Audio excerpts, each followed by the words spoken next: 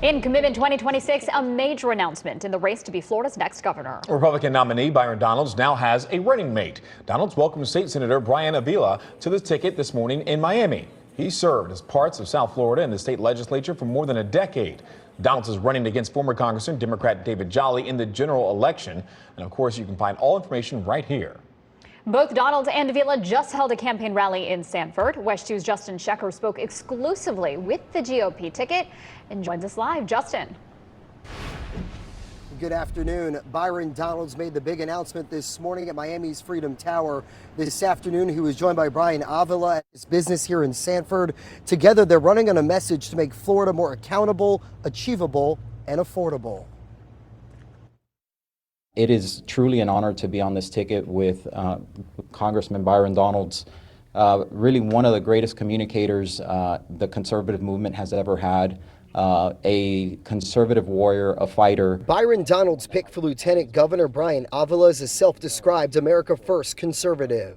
The South Florida Republican and son of Cuban exiles has served in the state legislature for a dozen years. Couldn't think of anybody with not just the depth of knowledge in Tallahassee, making sure that we keep the Florida dream alive and well, but somebody who's been committed to Miami-Dade and committed to the entire state when it comes to making sure that Floridians recover from natural disasters. While other GOP candidates for governor ran on blocking AI data centers, Donalds' running mate sponsored the new state law that regulates them. It's a framework to make sure that the ratepayer is not the one paying the cost, that be the data center, but also protections for our natural resources, including water. Donalds called for party unity in his victory speech 1 week ago. Since then, he tells WESH 2 he's spoken with Governor DeSantis and Lieutenant Governor Jay Collins, who finished second in the GOP primary with 25% of the vote. We've all understood that primaries are primaries and they get messy. That's just the way the process works. But the one thing that everybody is committed to is making sure Florida remains the free state of Florida. They're going up against the Democratic ticket of David Jolly and Gwen Graham. Jolly can say what he wants, but the truth is, if he were to win, which he's not, by the way, but if he were, he would hire a bunch of these DSA staffers. They would be staffing the governor's office.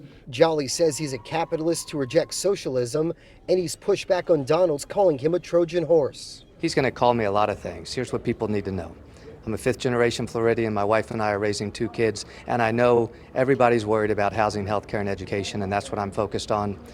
He's going to use a lot of labels. He's going to attack me for a lot of things. It's just the posture of a losing candidate. And Jolly reacted to Donalds' pick for lieutenant governor by saying this race comes down to Donalds' relationship with President Trump. A Republican has not lost Florida's race for governor in more than 30 years. There are now 10 weeks to go until the general election.